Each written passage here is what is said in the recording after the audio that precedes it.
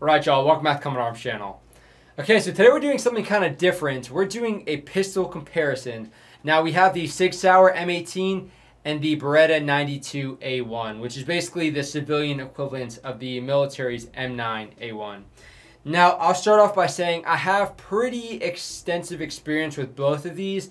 A lot more experience with the Beretta. Now I'm going to use that to try and take some of my bias out of this video, or I guess even like counter bias, because I'll say a lot of people in the US military don't actually like the Beretta. So I'm going to go over a few things. The first one is going to be the ease of use, especially being a sort of military pistol. You would expect it to be pretty much dummy proof. So, you know, your average grunt or MP or whoever is actually picking this thing up can use it pretty effectively. Now on top of that, we're going to go over the reliability. That is a big thing when you're talking about military pistols, and I have some stories with both of these that I can share, but reliability is a very, very important one, and that's definitely something that we need to have, especially when we're talking about military style guns. Now the features is another big thing. Not so much for the military, if I'm being honest. A lot of these features are here, but the chance that you're actually going to implement those features or use those features in the military is not that probable, if I'm being honest. And I'll kind of explain that a little bit later. Now, of course, with firearms, you want them to be accurate. So we're going to be talking about the accuracy portion. Now, of course, you want the gun to be able to hit something. Even if your fundamentals are totally on point, if the gun just sucks and you're not hitting anything, it's not going to be a good time. And of course, that's detrimental to the mission and of course your life if the gun is just not able to hit where you're trying to aim. Now I will say, and I'll kind of talk about this a little bit later, I'll kind of add what I've seen with new shooters or, you know, kind of novice shooters in how they respond to picking up these firearms and it being their first time shooting those firearms. Now real quick, my experience with these firearms. So I have fired easily tens of thousands of rounds through Beretta M9s, whether it be the Beretta M9 or the M9A1 or the 92FS or 92A1. I have shot a lot of Berettas. I own several Berettas, so again, I'll try and use that to take some of my bias out of this. But yeah, I mean, it's just a very, very iconic weapon. The US military has been using the Beretta since the 1980s, which, I mean, you got to think, it's like 40 years this thing has been in service, which is pretty crazy to look at it. It still looks like a pretty modern weapon. Now, although that was my service weapon or sidearm for several years, I have been issued the M18 for about 3 years now. This has been my service weapon for about 3 years now. And I do have a lot of things to say about it. I've fired, I mean, this is my personal one, but even in the military, I'd say I fired probably maybe a couple thousand rounds. So not nearly as much as a Beretta, but definitely enough for me to form an opinion, especially since I've fired a lot of pistols and I kind of know, you know, what I like in a pistol and what I don't like and how that kind of translates over to the military. All right, moving into the first topic is going to be the ease of use. So how easy is it for, you know, let's say like a new soldier or privates or even just a new shooter, how easy is it for them to pick up these weapons and get comfortable with it, but also get proficient with it? Because obviously you want them to be successful with these handguns, especially if their life is going to depend on it. Now, I will say, talking about the Berettas that I used when I joined, because I joined in 2012, the M9s that I had and I got issued were probably 2 or 3 decades old, and they had tens of thousands of rounds go through them, so they were not in the best condition. So kind of moving into that, there's definitely a bias in the US military when it comes to the Beretta, because a lot of people that I was around in the Marine Corps and Army didn't appreciate that these things were in some pretty gnarly condition. So again, I will say there's a bias with the US military and the Beretta, but it is a pretty solid pistol when it comes to the ease of use. I mean, there's really not much going on with it. As far as the disassembly, you have your disassembly lever and you have your takedown button right there. So disassembly is super easy. All you have to do is break it down like that. With the US military, the M9A1, you will have to take the recoil guide rod out. But as far as disassembly and reassembly, it's pretty simple. And if you have somebody that says otherwise, then they probably shouldn't be handling guns, or they need some loving from their NCO, because these things are pretty user friendly. Now they are actually ambidextrous, so you can see on this one it has the safety on this side but not on this side. So when you actually get the Berettas, they'll come with a safety that looks pretty much like this, where it's ambidextrous. So pretty user-friendly with that. Now the magazine release as well can get switched around, so no issues there. And again, it's a pistol. There's not a whole lot going on with it. The only thing that kind of trips people up sometimes is the fact that it's a double action, single action. So that first trigger pull, now these are completely clear, but that first trigger pull is going to be a little bit longer. Now with the Beretta, I think it's about 10 pounds with the double action pull. So a lot of people, especially if they're carrying and the hammer is not locked down, that first shot is going to trip them up, and they tend to anticipate this shot because there's a lot going on. It's a lot of travel. Now with the single action, it's much more familiar to people. It's much more comfortable to use. And, you know, as you get into a swing, you get very comfortable with that single action as opposed to the double action, because that's only going to be that first shot. So for a military pistol, that's pretty much all you could ask for. It's got the safety, it's got the, you know, ambidextrous capability, and it's got the ease of disassembly and reassembly. So ease of use is definitely there, especially for a military pistol. Now, I will say the Sig is a little bit more complicated, but for people in the military, they're not messing with some of the more complex things, if that makes sense. So, you can see it's got much of the same things. So, it's got the ambidextrous safety, magazine release. Again, you can switch that around. If you have a left-handed shooter, they can, you know, have fun doing all that stuff. Now, the difference with the M18 versus the M9 is the slide release is actually ambidextrous, already set up, and that is not something that you get with the Beretta. You can see on this side you have no slide release, but on this side you're good. So if you're right-handed, you're okay with the Beretta, but if you're left-handed, it's going to be a little bit awkward getting used to that. But the Sig definitely solved that problem there. Now the Sig also has night sights that come with every M18, M17, which is not something that a lot of people will even really get taught or know a whole lot about. They won't know what tritium is. They won't really know what that capability is used for. And they'll, you know, maybe in the nighttime, they'll look through it and they'll be like, oh, I can actually still see the sights. So it's not something that's actually taught that much, but it is nice to actually have that feature, especially with a military pistol, because, yeah, you want it to be sort of all-encompassing. Now, disassembly is, I don't know, you could say is more complicated or less complicated. With the Beretta, you just have to press the button and flip the disassembly lever down and the slide just comes off. With this one, you kind of have to lock it back and then rotate the disassembly lever down, and then you can take the slide off. Now, this is a really kind of, and I thought it was like a quality control issue, but Sig claims it's like a safety issue. To disassemble or reassemble this thing, so you might think it's natural to just take the slide, slide it on until you can flip that back into place, but something that happens when you do that is you can't put your magazines in at that point, and you're kind of wondering like what the hell is going on. And if you're not familiar with the M18 or M17, you're gonna be like, what is going on with this thing? You're gonna keep disassembling and reassembling, and if you keep making that mistake, then you're not gonna be able to put your magazine in. So I'll show you what you have to do to actually remedy that. So you have to disassemble it, send it forward. Now when you're putting the slide back on, you have to lock it to the rear using that slide lock, and then you can put that disassembly lever back up. And now you'll be able to insert your magazines. Why they decided to do that, I have no idea. I'm sure there's someone that's smarter than me that might be able to explain it. But for me, especially when we just got these, that was a big issue. You'd have a lot of people trying to put the magazines in, and they were just really trying to force it in, which is not something you want to be doing with a pistol. And yeah, it was just really, really frustrating and kind of annoying. Now, something that a lot of shooters like about this pistol, especially some of the newer shooters, is that it's striker fired. So every trigger pull is going to be the same. So you can see here on the first trigger pull, pretty good. And every subsequent trigger pull is going to be about the same, as opposed to the Beretta with its double action and then single action operation. A lot of people kind of get thrown off when it comes to that, so they definitely appreciate it. Now I'll throw this thing on safe, but something that the Sigs have that the Berettas don't, well, they kind of do, and I'll kind of talk about that, is a loaded chamber indicator. So let's say we load it up, rackets. And you can see here on the top we have our loaded chamber indicator. So when that pops up, you know that you have a round in the chamber, and when it's empty, you won't see it like that. So a lot of people really appreciate that, especially when it's nighttime. You can kind of feel it a little bit easier, which I kind of understand. It definitely does help put your mind at ease when it comes to worrying about that.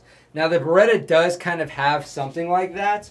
So you can kind of see on the extractor here, and you probably won't be able to see this, but this has a little bit of red there, so you know that it's loaded. It's really, I would imagine it's definitely kind of like an afterthought when it comes to Beretta, but that is there. But of course, when it's nighttime, it's not going to be that easy or pretty much impossible to see that or even feel that. So definitely a big perk when it comes to the Sig. Now the last sort of difference with these pistols is the Beretta also has a decocker. So if the hammer is down and you put it on safe, it'll just put the hammer up without firing it. So rating these for ease of use, I'll give the Beretta a 3. It's pretty much 3 out of 5. It's pretty much right in the middle. It really doesn't do anything too special. And for newer shooters, it might be a little bit daunting or a little bit harder to get familiar with some of the things going on with this pistol. Now the Sig, I would say definitely does it a lot better. The Sig, as far as the ease of use, is probably a 4.5. Not a whole lot that they could do to make it a little bit more user-friendly, if I'm being honest. Except for that really sort of goofy feature of you not being able to insert the magazine if you don't lock the slide back on the reassembly. Now moving on to a slightly shorter topic, the reliability. Now again, I fired way more rounds out of the Beretta than I have with the Sig. And a lot of the Berettas that I have used were, yeah, they were very, very rough. They had tens of thousands of rounds going through them. So with the Berettas that I've used in the military, I would say out of 100 rounds, maybe 2 rounds would be like a malfunction, which is really not that bad considering these things have fired well past their normal lifespan. So 2 out of 100 rounds might be a little bit disconcerting. A lot of times it has to do with the magazines. Those magazines were in much worse shape than the actual weapon itself, if I'm being honest. But yeah, those magazines definitely didn't help. But yeah, the reliability was questionable. You got very, very good with your sort of, you know, clearing your malfunctions, which, I mean, I guess is kind of a plus. Now, with my personal Berettas, I bought all of them brand new, and they operate very, very well. The only malfunctions I have are when I have like maybe a hollow point, it will get stuck, you know, trying to feed into the chamber. Every now and again, very, very rarely, I would say out of the probably 300 hollow points that I've shot out of my personal firearms, maybe 2 or 3 didn't actually feed properly, which again is probably just due to the carbon on the actual feed ramp. Now aside from that, the only real malfunctions or failures that I get in my Berettas is usually a result of some really cheap ammo, whether it be steel case not necessarily extracting as smoothly as it could, or, you know, just bad ammo where you know, it strikes the primer and doesn't actually go off. So aside from that, Berettas are very, very reliable. Now with the Sig, I have had maybe 1, maybe 2 malfunctions out of the Sig. So as far as the reliability on the Sig, it's very, very reliable. I've shot, again, not nearly as many rounds, probably around, you know, 2,000 rounds out of the Sig M17 and M18, and they're pretty reliable. And even with other people like shooting the pistols, even limp wristing it, it'll still feed the weapon pretty well. If you guys don't know limp wristing, basically it's like if you hold the weapon like this, it needs to have a solid sort of backstop to recoil properly and feed that next round. But even if you're limp wristing it like this and kind of shooting it, it'll still perform pretty well, especially, you know, with newer shooters. They tend to have, you know, not as firm of a grip, but even still, it functions very, very well. So the Sig, as far as reliability, is fantastic. So rating these out of 5, the Beretta, I would give it, now again, you have to think, a 5 would be, I've never had a malfunction out of thousands of rounds, which is pretty unheard of. I don't know, maybe there's some unicorn pistols out there, like Glocks or something.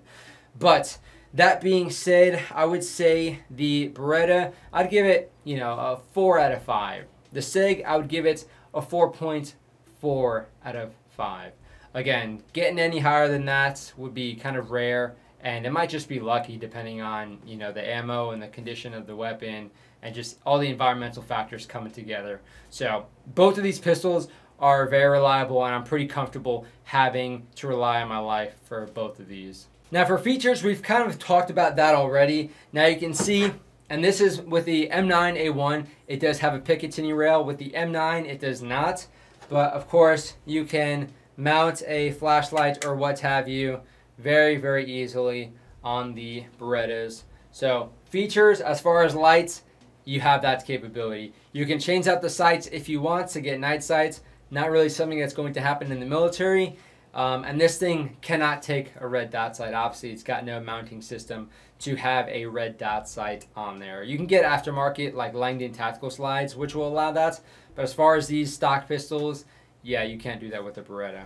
But yeah, aside from features, you have a Picatinny rail. You can change out the sights. Not a whole lot going on. You can, you know, customize it a bit. You can swap out the safeties, swap out the hammer, swap out the grips. But again, when it comes to the military, that's not anything that you're going to be using. The thing that you're going to be using the most, if anything, is going to be mounting a flashlight on there. And in the Marines, I had a Beretta M9A1 issued to me with a Surefire X300, and it was a freaking awesome combination. Now with the Sig, you also have that rail. So have a Surefire X300 here, and of course you can mount your flashlight on so you can, you know, be able to see in the dark and whatnot. Again, it does have those night sights, which are very, very nice. Now, something that the Sig has that the M9 doesn't is the ability to mount a red dot sight. So you can see you have this plate on top. You can take that off and mount, you know, a bunch of different, as long as you have the right sort of plates to mount that red dot sight on, you can have a bunch of different options on this. Now, is that something that you're going to use in the military? Almost certainly not. I don't know any units, unless you're maybe like with Special Forces, which I'm not sure those guys would even be rocking an M18 if I'm being honest. I don't know anybody who would rock a red dot sight in the military. And again, that's something you have to consider when it comes to the holster, even with the Beretta. With the Beretta in the Marine Corps, I can say I at least had a Safariland holster that accepted the pistol with the flashlight on it.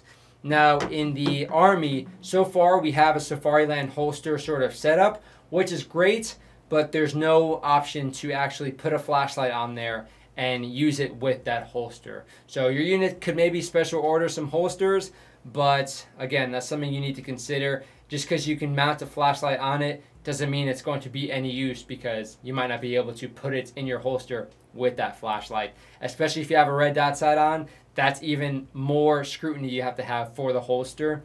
And for your units who special order things like that, you're probably in a good position where you can choose a lot more options when it comes to a pistol.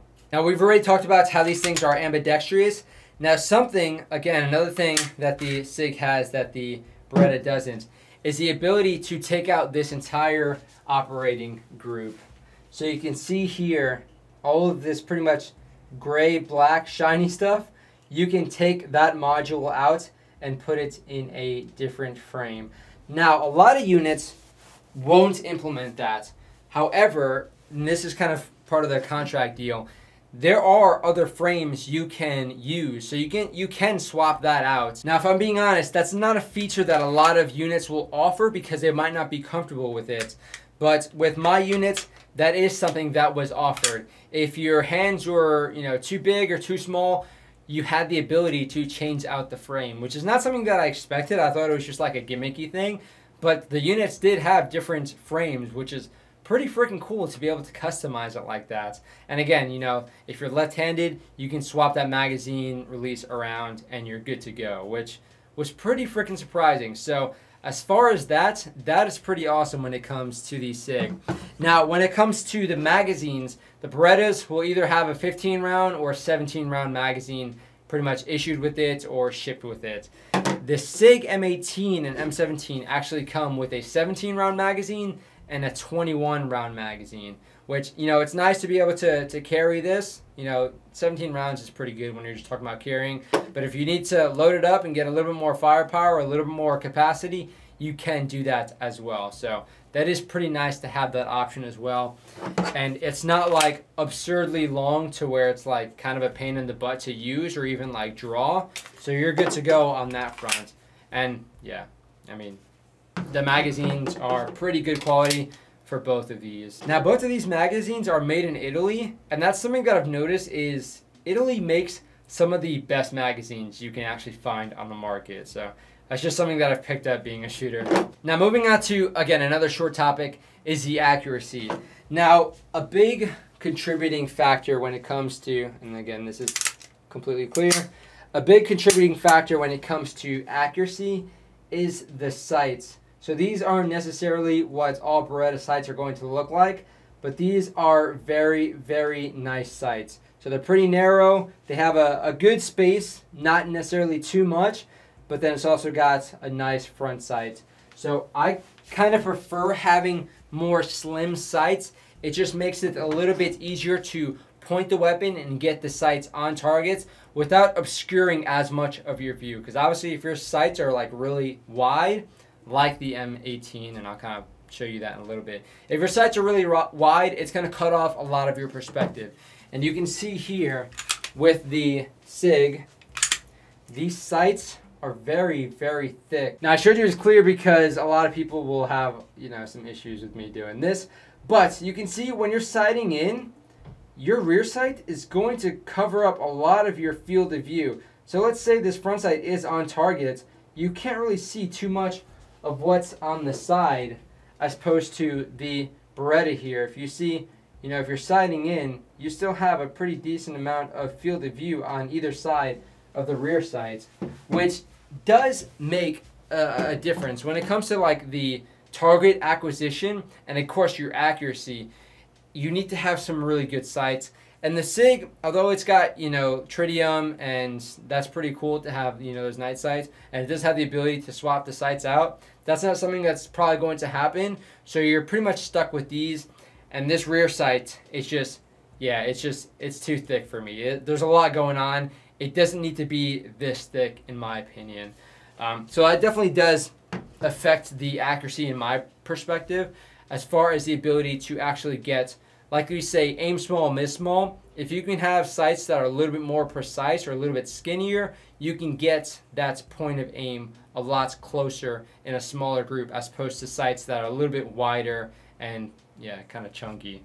Aside from that, if you do get used to the sights, both of these pistols are accurate, but the Beretta is by far way more accurate. The Beretta is one of the most accurate pistols I have shot, aside from like CZ pistols and maybe like Walther pistols. These things are insanely accurate. The Sig, it's accurate, but it definitely feels like a sidearm, if that makes any sense. Like with the Beretta, I feel like I can really reach out and touch someone. With the Sig, I can still do that. It's just going to take me a little bit longer. Or it's going to take me a few more shots. So sometimes the accuracy is a little bit questionable on the M18s. There were times where I shot and, you know, my sights were perfectly lined up and all my fundamentals felt really solid, and I see the bullet just go way off to the side. And I'm like, that's kind of weird. Now, of course, that could be user error, but that's not something that I actively noticed in the Beretta ever. And that's happened a couple times in the M18. Could be a fluke, what have you. But with civilian M18s and issued M18s, I have noticed that for both of them. Now, kind of with accuracy is the shootability. Now, with the Sig having a steel slide and a polymer frame, you will feel it. It's definitely top heavy, and you will definitely feel that, especially when you're, you know, drawing and whatnot. It just feels a little bit off balance. When you're shooting it, it's not too bad. It does have a pretty high bore axis, so, you know, it feels a little bit awkward because it's kind of a lot higher than your actual hands. But as far as the muzzle flip, it's really not too bad. It's a pretty soft shooter. So aside from that, you know, the high bore axis and whatnot, it's a pretty good shooter. You can definitely get some pretty accurate, quick shots on targets, and the follow-on shots are going to be pretty easy. Now with the Beretta, again, it's got steel slide, steel frame. It's a pretty heavy pistol, so that muzzle flip is almost non-existent. And yeah, this thing is very easy to get a lot of accurate shots in a pretty short time frame. So yeah, it's a very nice shooting pistol. So as far as the ratings for the Beretta, for the accuracy and sort of shootability, I would give it a 4.7. There are very, very few times where, you know, if ever, where I'm disappointed in the accuracy or the feel of the Beretta when I'm shooting it. But again, it's not like a top of the line pistol. But again, I have shot it a lot, so I'm very comfortable with it. And yeah, it feels fantastic when you shoot it, and it's very accurate.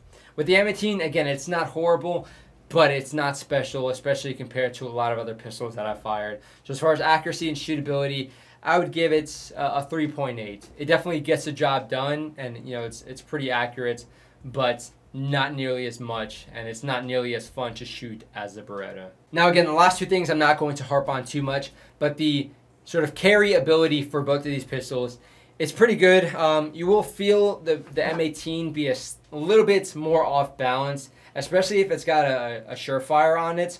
When you're holstering or drawing, it just feels like you have a lot more wobble going on here because, yeah, obviously it's a lot more top heavy when it comes to that steel slide versus the polymer frame. Now with the Beretta, this thing holsters and draws very nicely, and it's very, very well balanced. It could be a little bit better. I feel like it's definitely more balanced when it's got a flashlight on it. But yeah, overall it's pretty nice. Now the M18 is a little bit lighter, so maybe for a longer period of time you might be able to, you know, carry this a little bit more comfortably. It's also shorter, so you do have that going on. So that might become a factor, especially if you're moving around pretty quickly, or you know, if you're taking a knee standing up a lot, you might start feeling that extra weight dragging on your hip. Not something that I've noticed, but it is a possibility. And again, with those holsters, it's going to be dependent on what your unit has. But what I've seen be issued for the M18, M17 is pretty much a holster system that can accommodate both, but it will not accommodate a red dot sight or a flashlight. So just something to keep in mind. With the Beretta, again, it's kind of hit or miss. You can either get like the old crappy nylon holster, or you can get something like a Safariland, like what I had, a Safariland that could actually accommodate the light. So that's going to be pretty, you know, unit dependent. Now, style. Really no contest when it comes to the style. Again, I'm not going to rate these last two, but I mean, everybody loves a Beretta. It's iconic, and that's why you see it so much in the movies and whatnot. Especially when you have the hammer cocked down, like this thing just looks freaking mean. Especially with how it like actually recoils and whatnot, and the interesting sort of shape and design of this thing. It's just, again, it's iconic, and that's why everybody knows the Beretta. They won't necessarily know it as M9 or M9A1, but they know Beretta because, yeah, it's just a sexy handgun. The Sig, you know, it's got some style, especially with it being, you know, the flat dark earth color. It's cool, but it's got like the sort of scar thing going on where it's got like different colors of flat dark earth, which, I mean, I guess it looks cool. A lot of people like that, a lot of people don't. But yeah, as far as the style, it's a pretty good looking pistol, but again, it just looks like a pretty standard pistol. The Beretta just looks, I have to cock the hammer down because it looks so much cooler. But the Beretta is sexy, and a lot of Berettas are sexy. Especially, and I gotta show you guys this one, but this is definitely my sexiest Beretta, the Inox. Like, oh my gosh. Just the lines on the Beretta, again, you can tell I'm a Beretta fanboy, but the lines on the Beretta are just freaking badass. You know, let's put that on the table too. But yeah, the M18, it's pretty stylish, pretty cool, but it's not necessarily earned that sort of iconic status like the Beretta, and I don't think it will. I mean, it's a military pistol. It's just going to end up looking like a military pistol. I think to actually get some of that more iconic status, you need some older pistols like a CZ75 or, you know, a Browning high power, things like that. They're a little bit more iconic because of how old they are in movies that they've been in and whatnot. But yeah, honestly, if I was a prop guy, I probably wouldn't get an M18 or an M17 in a movie because it just wouldn't look that cool, if I'm being honest. And that's pretty much it. I'll try and put some cool clips throughout the video so you guys can kind of see these pistols in action. Again, overall, they are fantastic pistols. They'll do the job, but yeah, there's some questionable things with both of them. And I noticed that a little bit more in the Sig because, again, I'm a Beretta fanboy, and I'm kind of just one of those, you know, veterans. I'm not going to say iron sights are better than the ACOG, but I will say the Beretta kind of outshines the Sig in a lot of different ways. But bottom line, you will not go wrong getting either of these pistols or relying on either of these pistols. Again, they were adopted by the U.S. military. That's kind of a big deal for the U.S. military to adopt that specific firearm above a bunch of different ones. Not necessarily the right choice, especially as we've seen with certain camouflage patterns. It's not always the best thing in mind, but they've definitely proven themselves with the testing that they have gone through and whatnots. But yeah, they are both awesome. You guys know I would absolutely choose a Beretta every day of the week, but that's just me. And yeah, you can form your own opinions on it based off of what you like and what you need. But hopefully you guys enjoyed this video. If you guys want to see more sort of gun comparison videos, I can do that. Again, it's going to be just based off of my sort of experience, either in the military or just as a sort of recreational shooter. I've shot a bunch of different guns and used them for a bunch of different things, so I can kind of talk on those aspects. But yeah, it's also dependent on the guns I can actually get my hands on. So if you guys want to see other things, maybe like AR versus AK, I can try and facilitate that. But yeah, it's fun talking about guns, and it's cool showcasing them, especially when they're the Beretta, because yeah, it's always cool to handle and look at a Beretta. But that's it for this video. Hopefully you guys enjoyed it. I'll see y'all in the next one.